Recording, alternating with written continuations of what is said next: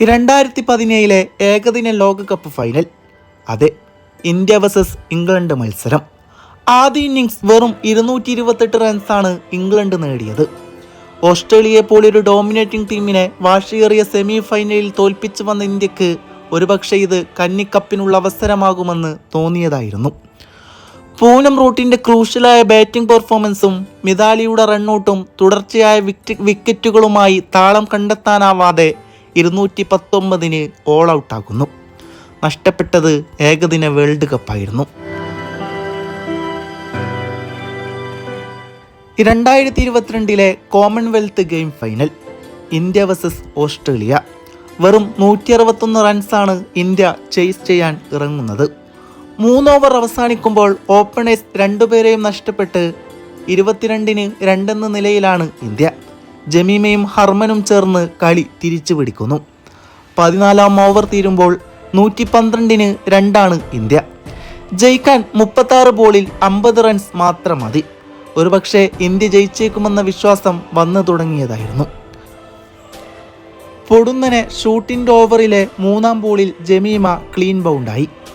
അടുത്ത ഗാർഡിനറുടെ ഓവറിലെ 4-ാം ബോളിൽ 0 തൊട്ടടുത്ത ബോളിൽ പാളിപ്പോയൊരു സ്കൂപ്പ് ഷോട്ട് അറ്റംപ്റ്റിൽ ഹർമനും ഔട്ടായതോടെ ഇന്ത്യയുടെ വിജയപ്രതീക്ഷ അവിടം അസ്തമിക്കുന്നു. 152 റൺസിന് ഇന്ത്യ ഓൾ ഔട്ടായി. 2023 T20 world cup semi final. India versus Aussies. 2-ാം ഓവറിൽ ഷെഫാലിയും 3-ാം ഓവറിൽ സ്മൃതിയും 4-ാം ഓവറിൽ പിന്നീടെത്തിയ യസ്തികയും ഔട്ടായി മടങ്ങുന്നു. 4-ാം ഓവർ തീരുമ്പോൾ 33-3 തകർന്നടിഞ്ഞ ടീം ഹർമനും ജമീമയും ചേർന്ന് കൂട്ടുകെട്ടിൽ തിരിച്ചെത്തുന്നു. 14 ഓവർ അവസാനിക്കുമ്പോൾ 124-4 ഇന്ത്യ റൺസായി നേടിയെടുത്തത്. ഒരുപക്ഷെ ഇത് ഇന്ത്യയുടെ ദിവസമാകുമെന്ന് പ്രതീക്ഷയ്ക്ക് മുളപൊട്ടിയതാണ്. 50 തികച്ച് ഗ്രീസിൽ നിലയുറപ്പിച്ച ക്യാപ്റ്റൻ ഹർമൻ പക്ഷേ സ്വീപ്പ് ചെയ്ത് വിട്ട ബോൾ ഗാർഡ്നർ ഡൈവ് ചെയ്ത്, എന്നാൽ അനായാസമായി 2ാമത്തെ റൺ തികക്കാൻ ഓടിയെത്തേണ്ടതായിരുന്ന ഹർമന്റെ ബാറ്റ് ഗ്രീസിന്റെ വെള്ളവരക്ക് മുന്നേ സ്റ്റെക്കാവുന്നു. നിർഭാഗ്യകരമായ ആ റൺ ഔട്ടോടെ കളിയുടെ ഗതി മാറുന്നു. 167 റണ്ണിൽ ഇന്ത്യയുടെ ചേസ് അവസാനിക്കുമ്പോൾ തലനാടിയഴകിൽ കൈവിട്ടു പോയത് ഒരു T20 വേൾഡ് കപ്പായിരുന്നു. കൈവെള്ളയിൽ നിന്നും ഊർന്നു വീണു പോയ അന്തിമ വിജയം. പരിക്ക് പറ്റി പുറത്തായ പ്രതികക്ക് പകരക്കാരിയായി എത്തിയ ഷെഫാലിക്ക് സെമിയിലൊന്നും ചെയ്യാൻ സാധിച്ചിരുന്നില്ല. എന്നാൽ ഇന്ന് 78 ബോളിൽ 87 റൺസുമായി ഇന്ത്യയുടെ 298 വലിയ പങ്കും ഷെഫാലിയുടെ ബാറ്റിൽ നിന്നാണ് പിറന്നത്. കൂടാതെ ലൂസിൻ്റെയും ക്യാപ്പിൻ്റെയും നിർണായകമായ വിക്കറ്റുകൾ. 21 വയസ്സുകാരി ഷെഫാലിയാണ് ഫൈനലിലെ താരം. ദീപ്തി ശർമ്മ ബാറ്റിങ്ങിൽ സുപ്രധാനമായ ഒരു അർദ്ധ സെഞ്ചുറി. ബോളിങ്ങിലാവട്ടെ സെമിയിലും ഫൈനലിലും സെഞ്ചുറിയുമായി നിൽക്കുന്ന ക്യാപ്റ്റൻ വോൾവാർഡിൻ്റെ ഉൾപ്പെടെ കളിയുടെ ഗതി മാറ്റിയ 5 വിക്കറ്റുകൾ. രേണുകയുടെ ഓവറിൽ നഷ്ടപ്പെടുത്തിയ ഒരു ക്യാച്ചിൻ്റെ പിഴവ് നികത്തുന്നത് തിരിച്ചുവന്ന് അതേ ബാറ്ററുടെയും ക്യാപ്റ്റൻ്റെയും വിക്കറ്റ് എടുത്തുകൊണ്ട് പ്ലെയർ ഓഫ് ദ ടൂർണമെൻറ്റ്. 44-ാം ഓവറിൽ ഡിക്ലർക്കിൻ്റെ ആദ്യ ബോളിൽ ഔട്ടായി അമൻജോത് ഔട്ടായി എത്തുന്നറിച്ച ഫേസ് ചെയ്യുന്ന ആദ്യ ബോളിൽ ഡോട്ടായി തൊടുത്ത ഫുൾ ലെങ്ത് ഡെലിവറി എക്സ്ട്രാ കവറിന് മുകളിലൂടെ അടിച്ചു വിട്ടൊരു സിക്സറുണ്ട്. പതിയെ തുടങ്ങുന്ന ബാറ്റിംഗ് ലൈനപ്പിൽ ഇടക്കിറിച്ച വരുമ്പോൾ അനായാസമായി വരുന്നൊരു ഗിയർ ഷിഫ്റ്റിംഗ് ഉണ്ട്. ഒരുപാട് മാച്ചുകളിൽ കാണാറുള്ളതായിരുന്നു. അത് തരുന്നൊരു ആവേശം പറഞ്ഞറിയിക്കാൻ കഴിയാത്തതാണ്. ഡോമിനേറ്റ് ചെയ്തു വന്ന് അനായാസം നേടിയെടുത്തൊരു ടൂർണമെൻറ്റ് വിജയമൊന്നുമല്ല ഇത്. ഇന്നീ ഫൈനൽ മാച്ചിൽ പോലും നിസ്സാരമായ ക്യാച്ചുകൾ നമുക്ക് കൈവിട്ടു പോയിട്ടുണ്ട്. ഒരു ബോളിൽ 13 റൺ വരെ വിട്ടുകൊടുക്കേണ്ടി വന്നിട്ടുണ്ട്. എന്നാൽ അതൊന്നും ഈ വിജയത്തിന് കളങ്കമേൽപ്പിക്കുന്നില്ല. കാരണം വർഷങ്ങളായി ഈ ഒരൊറ്റ വിജയത്തിനായി നാം പൊരുതുകയായിരുന്നു. റൺ വേട്ടയിലും വിക്കറ്റ് വേട്ടയിലും നെറുകയിലിരുന്ന മിതാലിയും ഗോസ്വാമിയുമൊക്കെ തുടങ്ങിവെച്ച സ്വപ്നമാണ് ഇന്ന് സഫലമാകുന്നത്.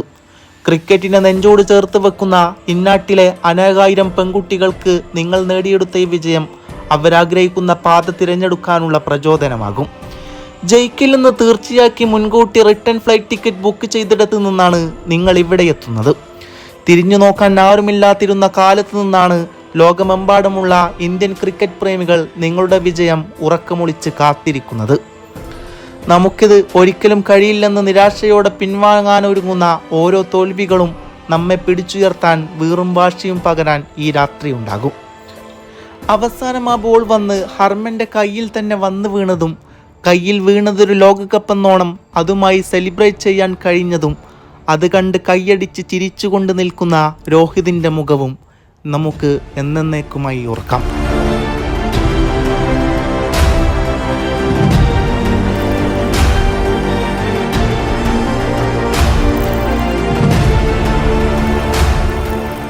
മഴമേഘങ്ങളൊഴിഞ്ഞ ആകാശത്ത് പൂനിലാവ് ഉദിച്ചിരിക്കുന്നു. ദീപ്തി ശർമ്മ എറിഞ്ഞ 46-ാം ഓവറിലെ 3-ാം പന്ത് നെതിൻ ഡി ക്ലർക്ക് മിസ് ചെയ്യുമ്പോൾ എക്സ്ട്രാ കവറിൽ ഉയർന്നു ചാടിയ ക്യാപ്റ്റന് പിഴച്ചില്ലായിരുന്നു.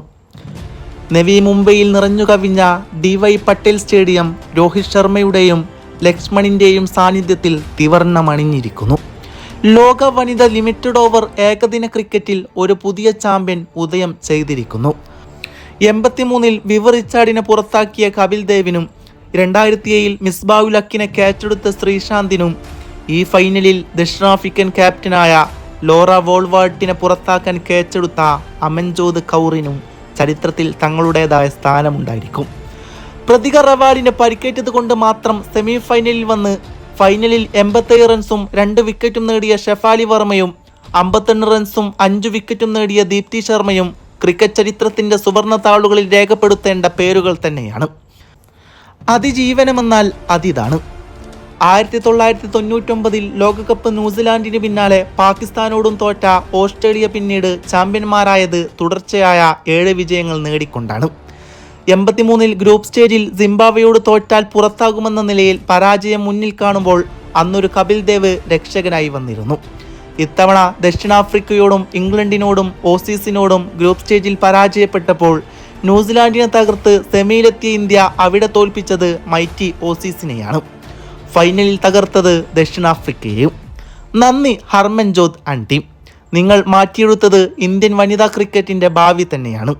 എന്തിനാണ് കളിച്ചിട്ട് എന്ന് ചോദിക്കുന്ന രക്ഷിതാക്കളെ എന്തുകൊണ്ട് കളിച്ചൂടാ എന്ന് മാറ്റി ചിന്തിപ്പിക്കാൻ പ്രേരിപ്പിക്കുന്നത് നിങ്ങൾ തന്നെയാണ്. ചരിത്രം തിരുത്തിയില്ല, അവർ ചരിത്രം ഉണ്ടാക്കി. It is not history anymore, it is her story, it is their story, the story that help in creating a billion dreams. പെൺകുട്ടികളുടെ കയ്യിൽ ചൂലും കാലിൽ ചിലങ്കയും അണിയുന്നതിനു പകരം അവരുടെ കയ്യിൽ ഒരു ക്രിക്കറ്റ് ബാറ്റും കാലിൽ ഒരു ക്രിക്കറ്റ് പാഡും ഉണ്ടാവട്ടെ. അവർ സ്പോർട്സ് ഷൂ ധരിക്കട്ടെ, അവർ ചിറകുകൾ വിരിച്ചു പറക്കട്ടെ. പെൺകുട്ടികൾ വീട്ടിലിരിക്കേണ്ടവരല്ല, അവർ നമ്മുടെ മാനം കാക്കേണ്ടവരാണ്. അവർ നമ്മുടെ അഭിമാനമാണ്, അഹങ്കാരവുമാണ്.